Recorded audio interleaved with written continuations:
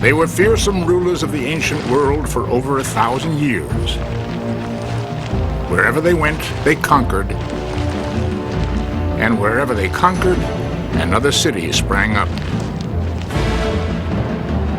These vanquished territories were reshaped and redesigned into the Roman vision of how a metropolis should function. Who were the geniuses behind the cities of an empire that stretched across 3 continents? What do these municipalities reveal to us about the lives and spirits of the ancient Romans? And what brutality and suffering is absorbed deep within these walls? Explore these amazing remnants as we uncover the splendor of the Roman civilization through these mysterious ancient cities.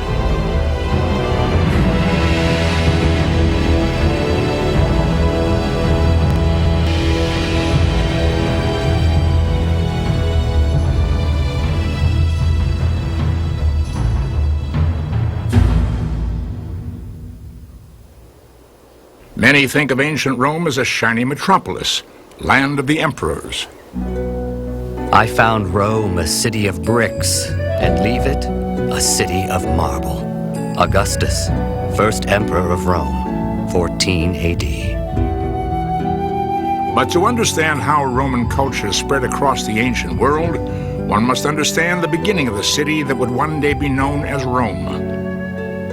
How did the establishment of this territory pave the way for other cities that extended across the empire? Evidence reveals what was later unified into Rome, the city, was originally a group of diverse tribes who lived in simple hut villages clustered around the 7 hills of what was to become Rome.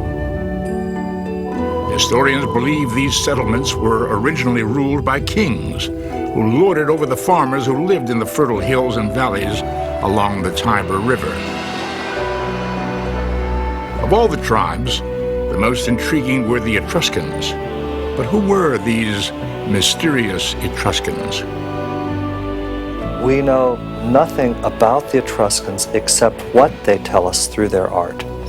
The Greeks have left us a full literature, including historical writings, the Romans also. But we have no legends, we have no epics in written form of the Etruscans. All we have are the monuments themselves over the course of several hundred years. And so those centuries of Etruscan monuments provide our fullest understanding for the Etruscan civilization. Beginning around 600 BC, the Etruscans established what would become the foundation for Rome and all the later cities of the empire. Some historians believe it was the Etruscans who invented the first aqueducts, which the Romans later used to bring fresh water to their cities. The Etruscans had their origins in farming, but pottery and artwork continue to be unearthed, revealing the Etruscans to be sophisticated traders, buying and selling goods in both Greece and Carthage. The Etruscans were praised artisans, skilled metal workers, and engineers. Through paintings found in their well-preserved tombs, it is evident that love and passion was actively pursued and highly treasured. Mysticism and prophecy were revered and honored as though they were a science. The Etruscans believed the future could be told through a flock of birds in flight or by the veins of an animal's liver. Some of the Etruscans' neighbors included the Latins, the Samnites, and the Sabines. These tribes intermixed in trade and lifestyle, making it difficult for historians to understand exactly who the Romans were. What is known is that the people who settled in the land in this territory and gained independence from their Etruscan rulers came to be known as Romans. But how did the formation of Rome come to pass? How was it founded? So much of it is shrouded in mystery, myth, and conflicting facts. The most famous of legends traces Roman ancestry to the god Mars in the 9th century BC.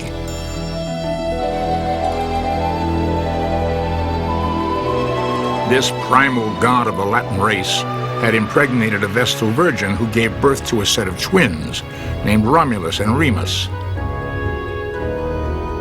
But the Vestal virgin had broken a sacred Roman law by getting pregnant, so she had to abandon her babies, setting them afloat in a basket down the Tiber River.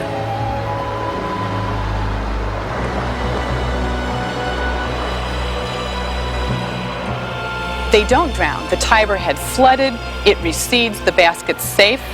They're found by a she-wolf who suckles them, and that's a very common statue and symbol of Rome now.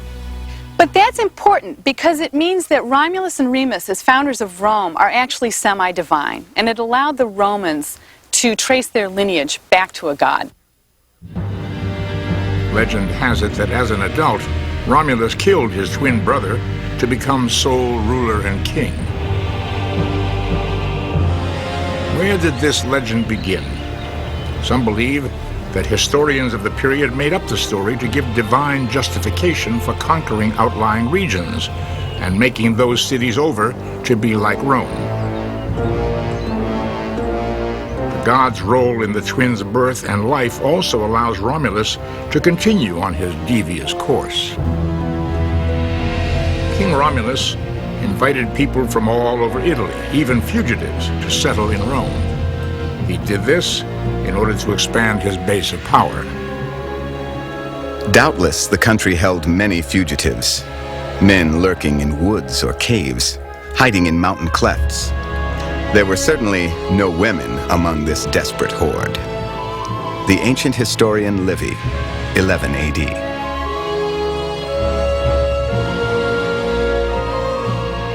Romulus traveled to all of the neighboring tribes to find wives for the bachelors of his city. But his efforts were in vain. Who were these criminals the king was asking them to give their daughters off to? But Romulus would eventually get what he needed. He attracted the tribes to Rome by organizing an elaborate festival honoring the god Neptune. But when the festival games were about to commence, the king sent out a signal.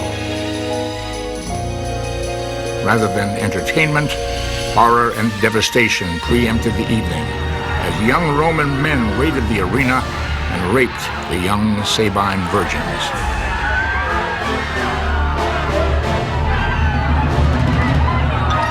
The story of the rape of the Sabine women is an important piece of the puzzle of how the city of Rome was populated. This brutal crime also helps to explain the confusion surrounding who exactly the Romans were. But whether or not the tragedy of the Sabine women is based on truth remains a mystery.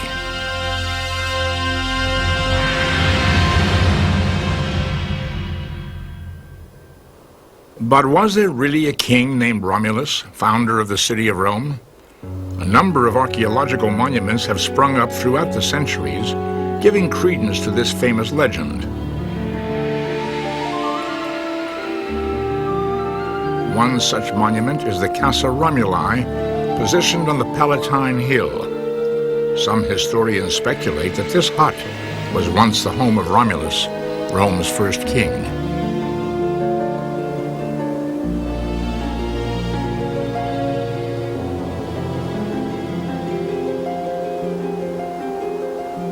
But what evidence can archaeology provide that proves early Rome was ruled by kings? The perfect clue was discovered in the Roman Forum in the late 19th century. It is a cryptic inscription called the Lapis Niger because it was uncovered beneath a pavement of black marble. On it reads, "Whosoever defiles this spot, let him be forfeit to the shades of the underworld. Whatsoever persons the king shall discover passing on this road, let him order the summoned to seize their draft animals by the reins, that they may turn out of the road and take the proper detour." Understanding the Rome of the kings and hut dwellers offers insight into the Eternal City, as it would be known during the reign of the emperors some 600 years later. But how did it dramatically shift from sprawling hut villages to an urban republic to capital of the empire? In years to come, the city of Rome would become an icon for pragmatism and power. It would be the heart of the empire as the Romans conquered the rest of Italy, Greece, Spain, and Africa. The Forum of Rome is the oldest testament to Rome's past and the birthplace of the city's urban life. In time, the Forum became the lifeblood of the Roman people. Their markets, their temples, their senate houses, their town meetings were all there. And as Rome conquered cities across the world, roads were built that stretched into the far reaches of the empire. Each road eventually brought one home to Rome, to the Forum.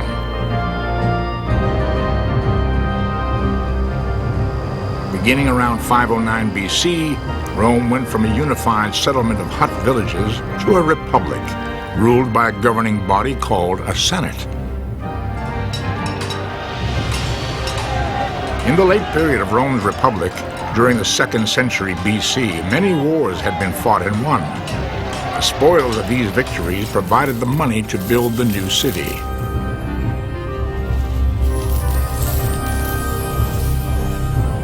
One of the most important heroes of the Roman Republic was Julius Caesar, a valiant general whose continuous victories made this brave leader and his soldiers and Rome rich.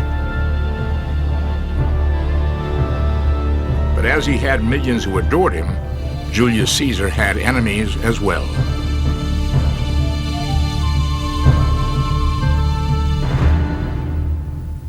Fearing that his power would lead to a monarchy, he was struck down by assassins at the height of his career. Caesar's death symbolized the dying state of Rome as a republic. 1,500 years later, Shakespeare eloquently captured the essence of what Caesar symbolized to the Republic of Rome in his oratory by Mark Antony. Ingratitude, more strong than traitors' arms, quite vanquished him. Then burst his mighty heart. Oh, what a fall was there, my countrymen! Then I and you and all of us fell down whilst bloody treason flourished over us. Mark Antony, Shakespeare's Julius Caesar. Within 2 years, the murderers were themselves killed. Julius Caesar was proclaimed a god by the Roman people.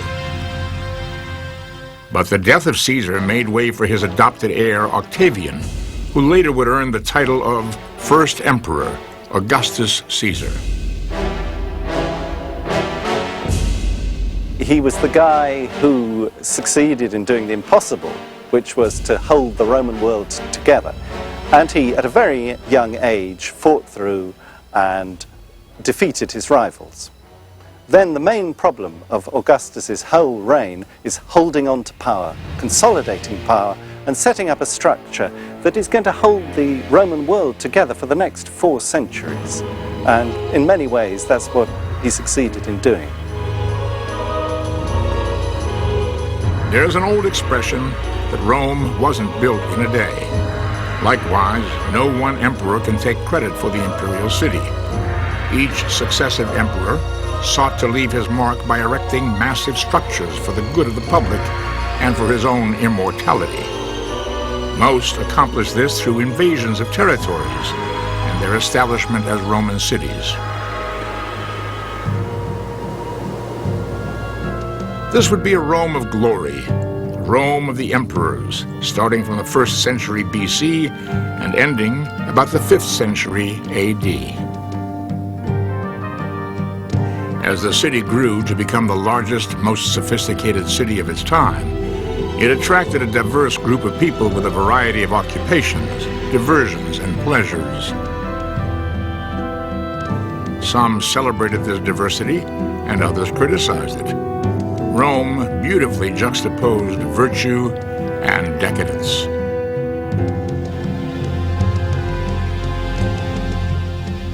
Pleasure is always hiding out, skulking in the darkness around baths and saunas, soaked in wine and perfume, or painted and embalmed as for a funeral. Philosopher and dramatist Seneca, 64 AD. The structure of daily life in the capital city extended into the lives of those who would become Romanized as their cities were conquered. But there was order in a typical day in the city, not unlike our modern-day lives. Got up early. I'm not talking about rich layabouts, and I'm not talking about the very poor, but the vast majority of people. Work was done in the morning. You had a very small breakfast. You did your work. If you were well-to-do and owned businesses and had political clout or were a politician, your house was open in the morning. And your clients, as they were called, would come. People who supported you, people who voted for you, people who ran your businesses for you. And you occupied yourself discharging that. Housewives and slaves did the daily shopping, and those with nothing to do or any place to go may have wandered into a taberna for a snack. Schools were in session in the mornings, either in a taberna or an atrium, and libraries were open for business as well. By the noon hour, all was quiet in the city. Then you had the midday meal, which for many people was the main meal. In the afternoon, you didn't work. If you were in a city of any size, you went to the baths. You saw your friends, you took your bath, you swam your laps, you listened and talked and gossiped, and you went home and rested, and then you had the late afternoon meal, or what we'd call dinner.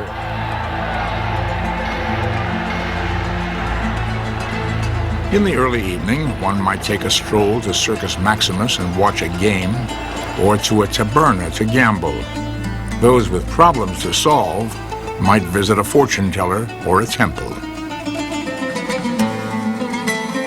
But contrary to the myth that Romans were a hedonistic and orgiastic bunch, it took a great deal of work, craft, and engineering to erect the buildings that would define the eternal city and tell of its inhabitants thousands of years later.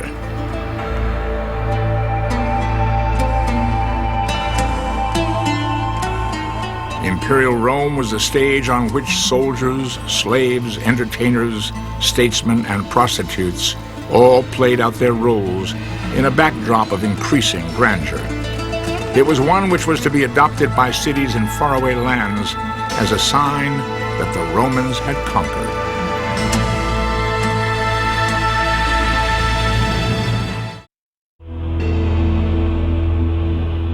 Carthage, situated on the northern coast of Africa, was at one point the second largest city in the empire. Who built it? And why did it have such a mythical attraction? By the 3rd century BC, the Romans and the Carthaginians were on a collision course. They went head-to-head over who would rule Carthage and the rest of the African province. This deadly rivalry was played out for nearly a century in what history called the Great Punic Wars.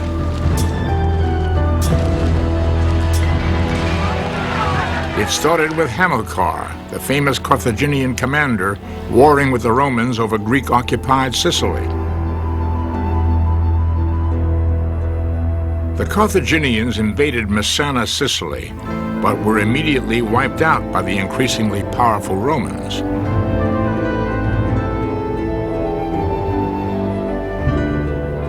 Animosity increased between the Romans and the Carthaginians, who were part of the great Phoenician culture. They migrated from what is now the Middle East to rule parts of North Africa and Spain. In the 3rd century BC, the Romans became a constant threat. Rome sought to gain control of this teeming port city and the vast natural resources of the African province.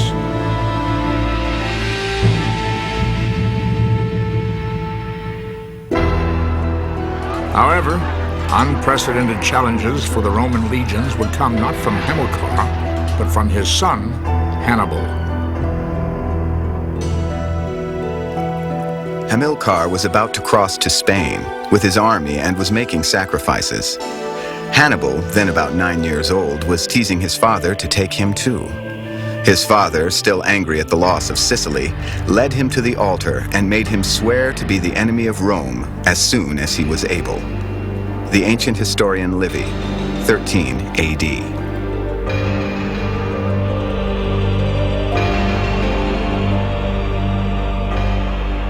This promise fueled Hannibal with determined vengeance.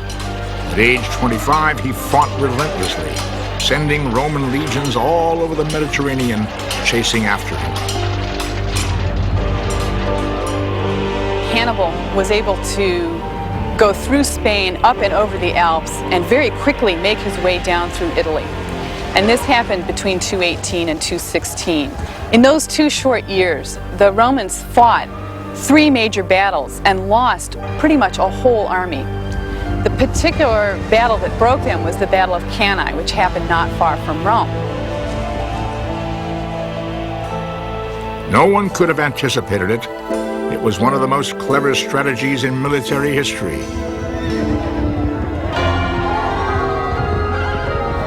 Despite all of the obstacles and the death of many soldiers, Hannibal managed to reach Italy in 15 days with over 25,000 men and a herd of elephants. When the stragglers from that battle came back into Rome and reported what happened, the people were so stunned that they began, because of their belief in the proper religious ritual and being linked to the proper running of the state, they began to look at what might have gone wrong. And part of the blame fell on 2 Vestal virgins who supposedly broke their vows. They are buried alive as a result of this. A new Roman general, Scipio, arrived on the scene to cope with the crisis. He attacked Carthage while Hannibal was in Italy. Hannibal was forced to return to Carthage and defend his homeland. Scipio defeated Hannibal at Zama in 202 BC, and peace was declared on Roman terms. Hannibal took his pride to his death. He drank a cup of poison before being captured by the Romans. His final words were, "Let us now put an end to the life which has caused the Romans so much anxiety." Hannibal, 202 BC.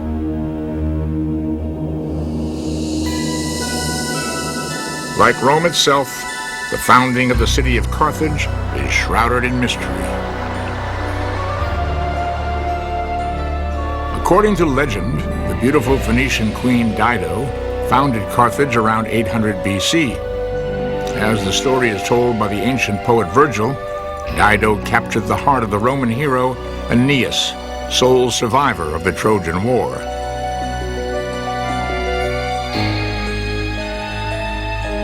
He was charged by the gods to found a new Troy in Italy.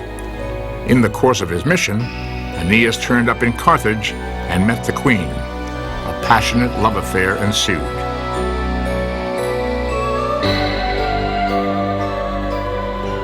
The queen finds no rest. Deep in her veins the wound is fed. She bursts with hidden fire. His manhood and the glory of his race are an obsession with her, like his voice, gesture, and countenance. The ancient poet Virgil, 17 BC. They fall in love, and she wants him to stay, and he leaves and founds Rome. And of course, enormous tension there. I mean, this romantic, incredible love affair between these 2 exalted, the ideal woman and the ideal man, and so forth and so on. And what happens is he leaves. I mean, it's an enormous tragedy. Troy was destroyed in 1300 BC. Carthage wasn't even built until 500 years later. So why did Virgil recount a love story between people who lived centuries apart? Perhaps to soften the rivalry between the 2 great Mediterranean cultures of his time.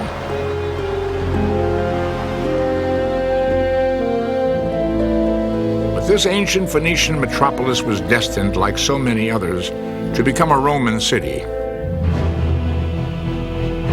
When in 146 BC the Romans destroyed Carthage in what was the last of the Punic Wars, the last defenders set fire to the temple where they had taken refuge and burned in the flames.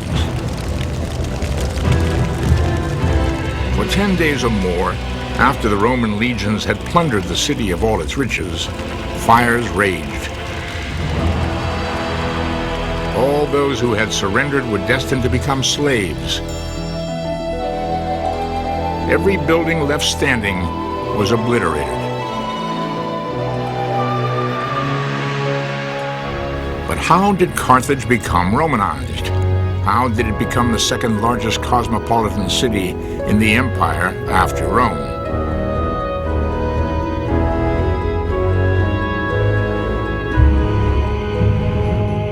It was Julius Caesar who resurrected Carthage 100 years after it was taken and began a trend which would be continued by the emperors Augustus, Hadrian, and Antonius Pius. Roads, forums, temples, amphitheaters, and extravagant villas began cropping up on top of the scorched piles of the Phoenician city. No town was under Roman rule that did not have these essential structures. It was the base for what was by now known as the Roman Way. The famous saying, "When in Rome, do as the Romans," rings to the heart of how the empire expanded. It brought to its far reaches not only its physical imprint of city living, but the spiritual, philosophical, and practical values which the structure would sustain for millennia to come.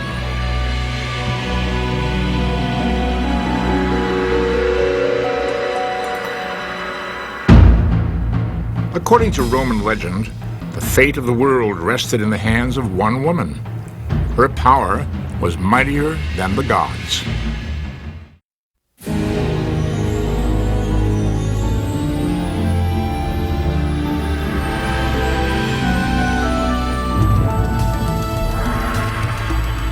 In 48 BC, the Alexandria Library in Egypt was thought to have been destroyed by fire, causing the loss of thousands of documents about medicine, science, and astrology.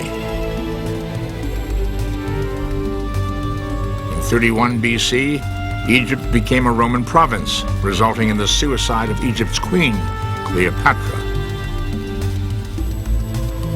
And in 29 AD, Jesus Christ was crucified.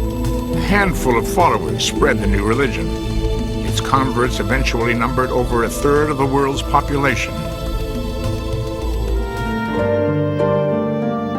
As the empire expanded and Rome itself became increasingly crowded, new colonies began to spring up in the interior regions.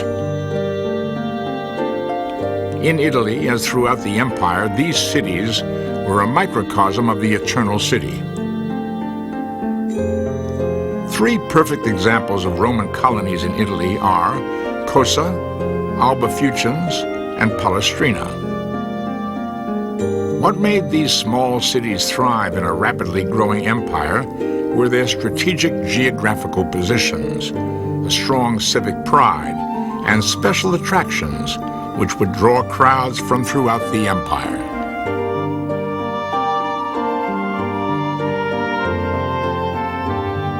Thousands of families at a time would be transported from Rome to uncharted territories to construct new cities like Cosa, Alba Fucens, or Palestrina.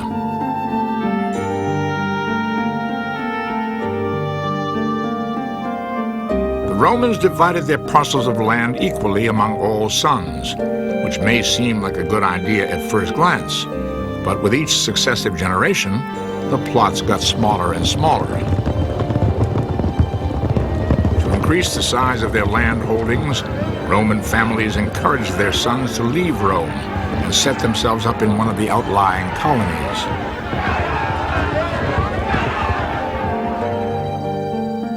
These colonies remained dependent to a large degree on the state of Rome itself.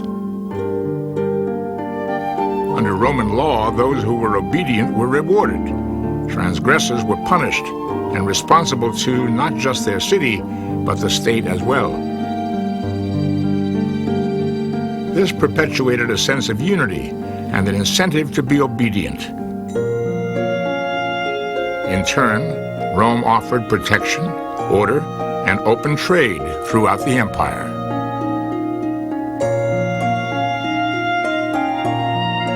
But what were these colonies like? What were the lives like of the pioneers who settled there? And what attributes of the ancients are still visible in the standing relics of today?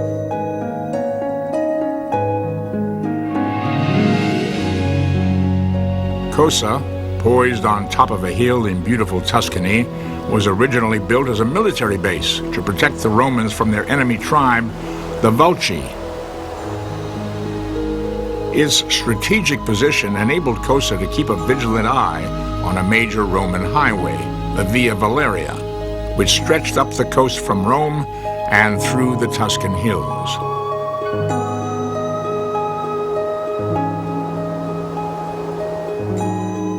Typically, many cities functioned as a military base, but by the end of the Roman Republic, the threat from the Volsci had subsided, and an exquisite agrarian town began to develop in Cosa.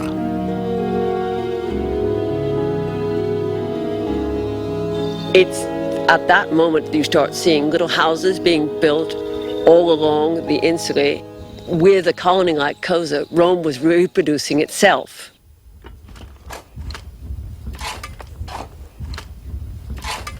Although years of excavations at Cosa have supplied us with clues about the colony, much remains a mystery.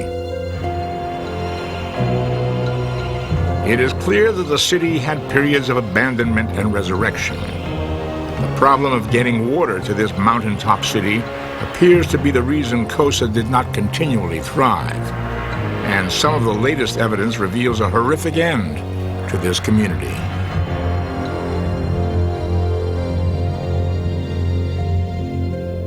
We found in the cistern a skeleton with a perimortal, a wound in his hip made just before he died because it didn't have any chance to heal again.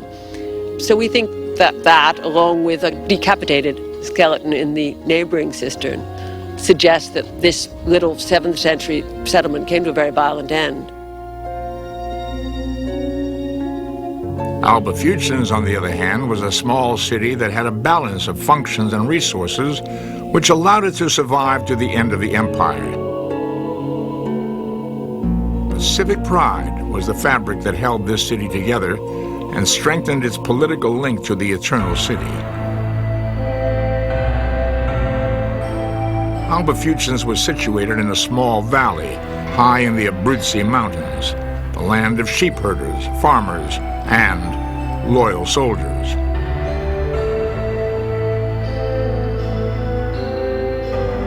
Its job was partly to defend Rome against the mountain tribes living in the interior. Also, it was designed to watch over and defend major roads. There seemed to have been about something like 6,000 families that were transplanted here. The Albans were simple, hard-working people with strong character, and loyalty was not just an attribute of its soldiers. An inscription over the entrance of the city's amphitheater reveals civic pride. This theater was built by a small town man named Macro, who left Alba to find his fortune in Rome.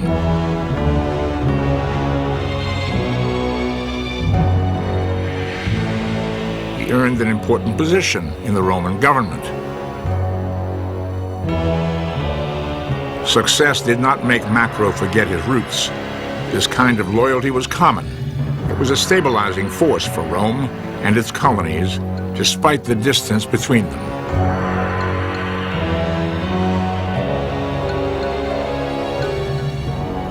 "85 miles south of Alba Fucens is Palestrina. Though most colonies were built from the base of military grid, Palestrina broke all convention.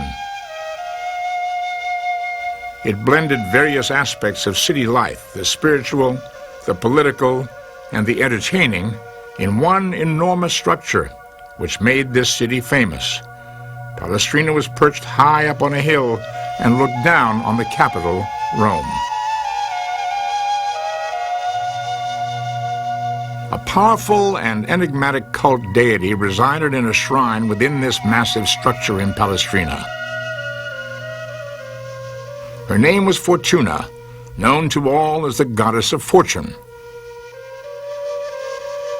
This was the only monument in the empire housing the goddess Fortuna, so believers flocked to Palestrina from all over the empire.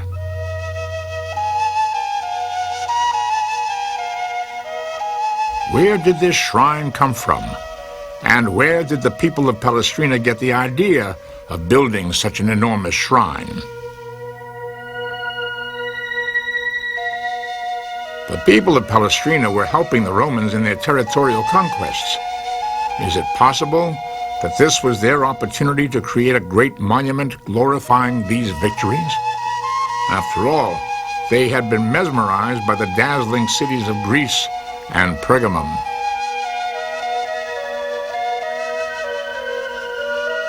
According to legend, an oracle would read pieces of wood found in a well at the shrine and predict the future to the crowds that would gather.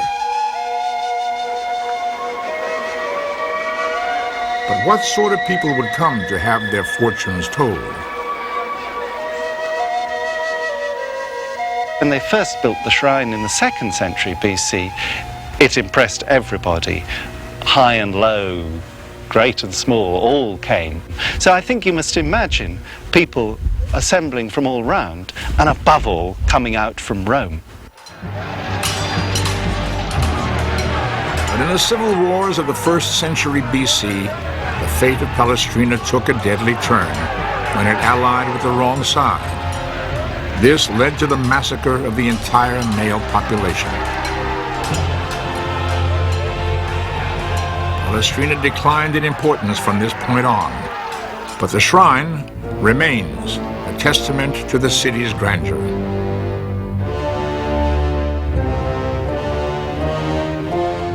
These were the dark, clandestine canals of the underworld in the ancient Roman city of Trier. Located in what is present-day Germany, Trier was once the capital of the Western Empire, around 27 AD. Like all Roman amphitheaters, this one in Trier was designed to emulate the great Colosseum in the Eternal City. This is where Roman gladiators fought to the death as a form of popular entertainment.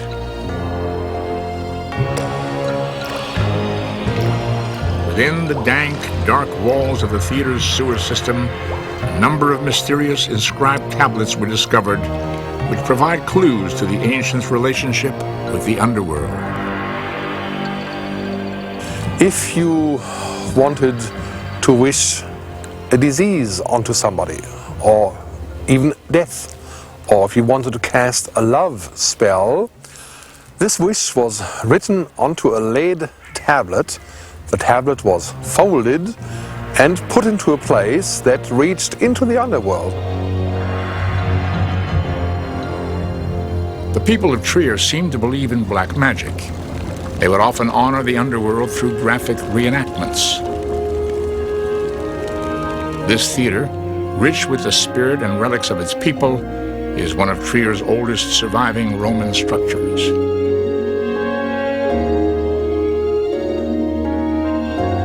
But what were the Romans doing in Trier? Why was it once the capital of the empire? Who founded this mysterious city, and how did it grow into the 3rd largest metropolis of the Roman Empire? The Emperor Augustus founded the city of Trier in 17 AD. It was the first city on German soil to bear his name. In the process of expanding the empire into Germania, Augustus went to Gaul to set up a supply base for the Rhine legions.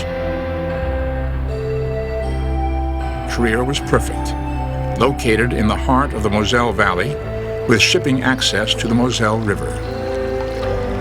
In the year 70, there was a big battle even here on the bridge. A battle between Celts that had rebelled, and then a Roman legion. The Roman commander had gone into town over the night. A battle erupted, and he, so to speak, in his pajamas, came running across the bridge, stopped the fleeing soldiers, turned the tide of the battle, and won a decisive victory.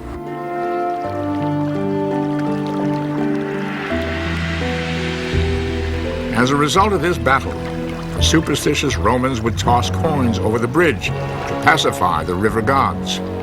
This was done in an attempt to make up for the peace and quiet they had disturbed during the battle.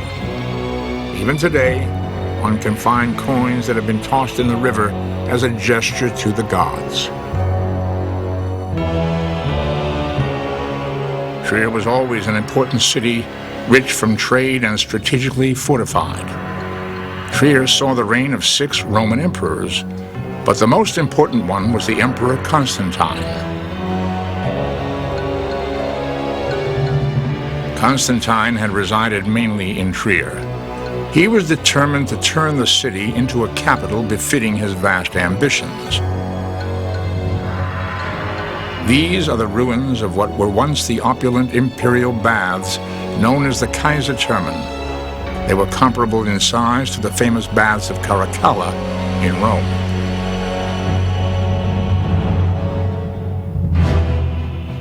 The most famous scandal of the 4th century revolved around Constantine's family, and its resolution took place in the Kaiserthermen.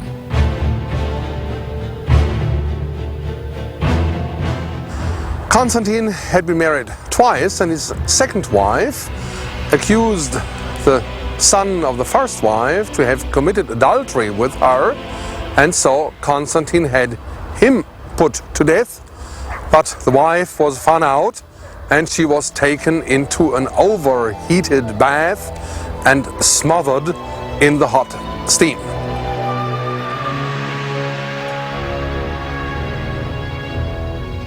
In 316 AD, Constantine relocated his seat of government to Byzantium, and Trier slowly went into decline.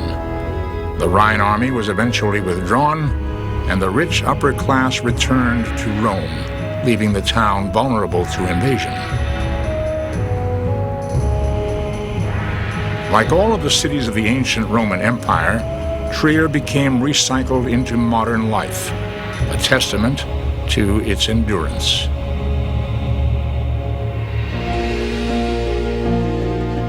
The Imperial Age was one of the most inspirational eras in the development of the modern city. In the Imperial Age, building was almost a spiritual calling. It transcended mere design, practicality, and aesthetics. To Romans, the designing and building of cities became a blueprint for the flourishing of humanity for centuries to come.